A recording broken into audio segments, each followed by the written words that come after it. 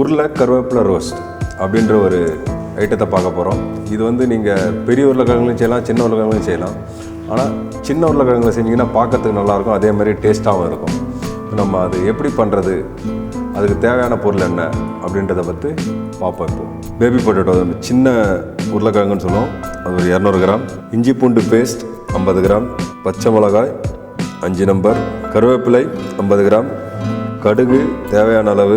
நறுக்கிய வெங்காயம் 50 கிராம். மிளகாய்த்தூள் 15 கிராம். தனியா பவுடர் 20 கிராம். சமையல் எண்ணெய் தேவையான அளவு. உப்பு தேவைக்கேற்ப. தேவையான பொருளை பார்த்தோம். இதில் வந்து ஒரு 2 ப்ராசஸாக பண்ணாங்க. இது ஃபஸ்ட்டு வந்து அந்த கருவேப்பிலைன்னு சொன்னோம் பார்த்தீங்களா, அதுக்கு ஒரு சின்ன பேஸ்ட்டு மாதிரி ரெடி பண்ணோம். அது ஒன்றும் இல்லை, பச்சை மிளகாவும் கருவேப்பிலையும் போட்டு ஒரு சின்ன பேனில் கொஞ்சமாக எண்ணெய் போட்டுட்டு லைட்டாக வதக்கிட்டு அதை மிக்சியில் பேஸ்ட்டாக அரைச்சி எடுத்து வச்சுக்கணும். அதுதான் இதுக்கு கருவேப்பிலை அப்படின்ற ஒரு பேர் கொடுக்கறதுக்கும், அதே மாதிரி அந்த கருவேப்பிலை டேஸ்ட்டு கொடுக்கறதுக்கு அந்த பேஸ்ட் வந்து ரொம்ப முக்கியம். அந்த பேஸ்ட் ரெடி பண்ணி வச்சுக்கணும். அதுக்கப்புறம் நம்ம உருளைக்கிழங்கு எப்படி பண்ண போகிறோம். சின்ன உருளைக்கிழங்கை வந்து பாயில் பண்ணி தோலை உரித்து ரெடியாக வச்சுக்கணும். தோலை உரித்து வச்சுருந்த சின்ன உருளைக்கிழங்கு வந்து நம்ம ஆயிலில் பொரித்து எடுத்து வச்சுக்கணும்.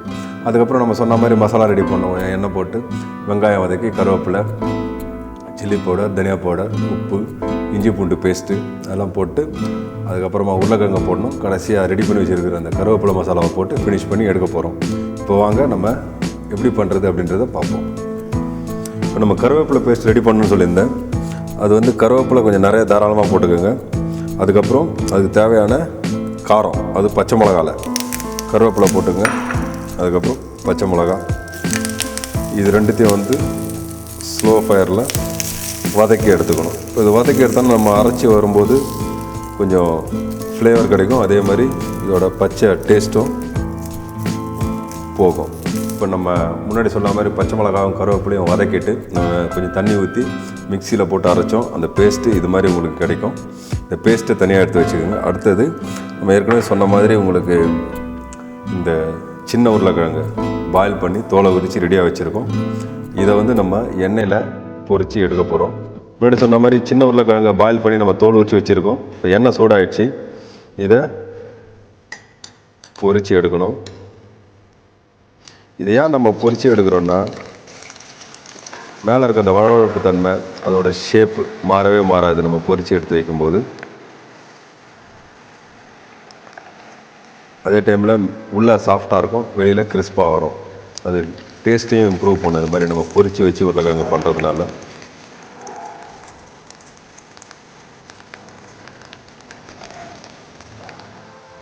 பாருங்கள், இது ரொம்ப கோல்டன் ப்ரௌனாக வரணும்னு அவசியம் இல்லை. ஓரளவு மேலே ஒரு சின்ன லேயர் மாதிரி ஃபார்ம் ஆகும்.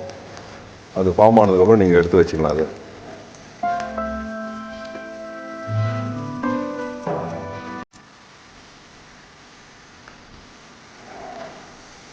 உருளைக்கிழங்கு பொரிஞ்சு வந்துடுச்சு.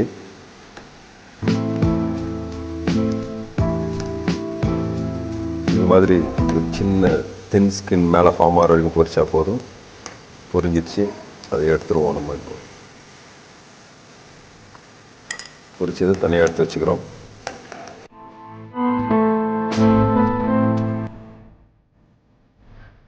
இப்போ நம்ம உருளைக்கிழங்கு பொரிச்சு ரெடியாக இருக்குது.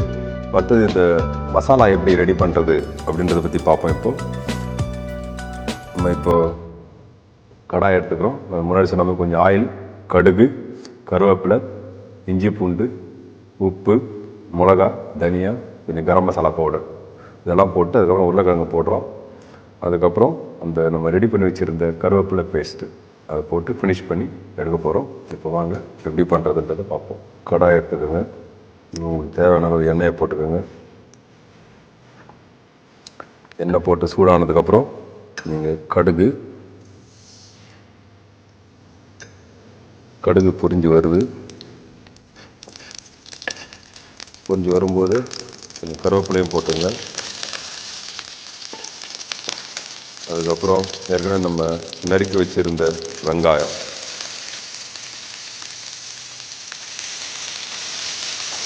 இந்த வெங்காயம் நல்லா வதங்கி வரட்டும்.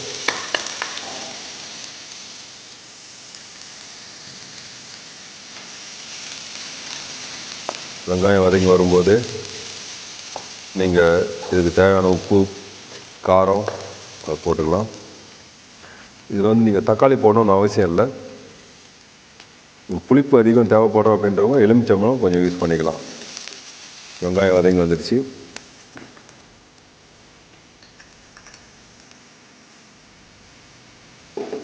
வெங்காயம் வதங்கி வந்தோடனே நம்ம இஞ்சி பூண்டு பேஸ்ட்டு போடணும்.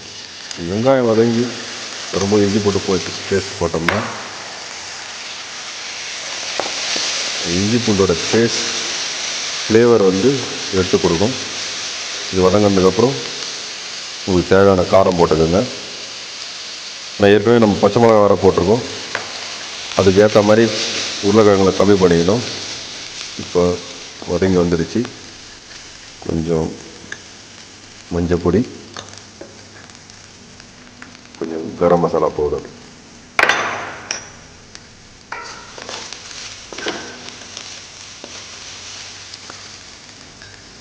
கொஞ்சம் போல் தனியா பவுடர். இதுக்கப்புறம் நீங்கள் பொரிச்சு வச்சுருந்த உருளைக்கிழங்கை போட்டுருங்க. உருளைக்கிழங்கை போட்டு வதக்கிட்டு கொஞ்சம் போல் தண்ணி விட்டுக்கோங்க. தண்ணி விட்டோம்னா இந்த மசாலா வந்து இந்த உருளைக்கிழங்கோட சேர்ந்து வேகிறதுக்கு கரெக்டாக வரும்.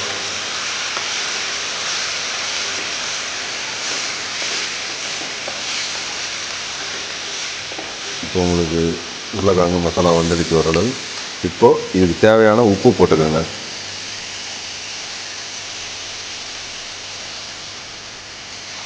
இது ரெடி ஆகிடுச்சு. கொஞ்சம் வற்றி வரும்போது இப்போ நாங்கள் கருவேப்பிலை பேஸ்ட்டு ரெடி பண்ணி வச்சுருந்தோம். இந்த கருவேப்பிலை பேஸ்ட்டை போட்டு ஃபினிஷ் பண்ணுறோம்.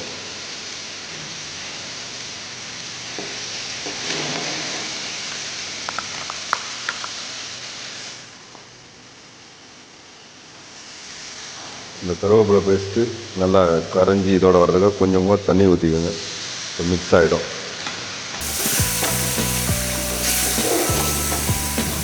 இது ஒரு வித்தியாசமான, ஏற்கனவே உருளை ரோஸ்ட்டு, உருளை பொரியல் அது மாதிரி எதனா பண்ணுவாங்க. இது நீங்கள் பேஸ்ட் போட்டு பண்ணுறதுனால இது கொஞ்சம் வித்தியாசமான டேஸ்ட்டு, அதே டைமில் ஃப்ளேவரும் டிஃப்ரெண்ட்டாக இருக்கும்.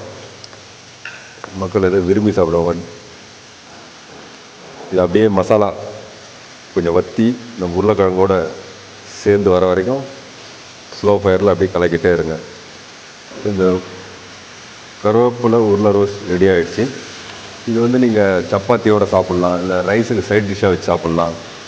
அதே டைமில் இந்த உருளைக்கிழங்கை வேக வைக்கும்போது உள்ளே வந்து வேகாமல் இருந்துடக்கூடாது. வேகாமல் இருந்ததுன்னா ரொம்ப கஷ்டம். அதுக்கு என்ன பண்ணணும், நீங்கள் எண்ணெய் பாயில் பண்ணிவிட்டு திருப்பி ஃப்ரை பண்ணி எடுக்கும்போது ஒரே ஒரு உருளைக்கிழங்கு எடுத்து நசுக்கி பார்த்தீங்கன்னா உள்ளே சாஃப்டாக இருக்குதா அப்படின்னு பார்த்துக்கணும். ஆனால் நம்ம அதுக்கப்புறம் இதில் போட்டு எதையும் குக் பண்ண போகிறதில்ல.